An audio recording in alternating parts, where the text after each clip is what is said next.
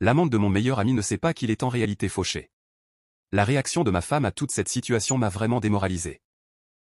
Elle parlait de son avenir avec Jacques et de toutes les choses amusantes qu'il ferait. J'ai alors compris qu'elle ne savait pas qu'il ne pourrait pas faire la moitié de ce dont elle rêvait avec le salaire de Jacques. J'ai compris pourquoi elle l'avait choisi et pourquoi elle était prête à blesser ainsi une femme innocente.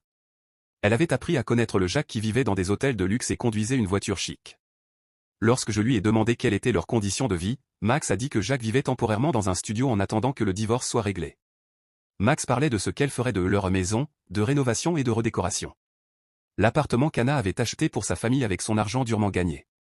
Celui qu'elle avait décoré avec son mari à partir de rien pour en faire leur chez-soi. Je me souviens à quel point elle était heureuse et pleine de rêves quand elle a trouvé sa maison de rêve.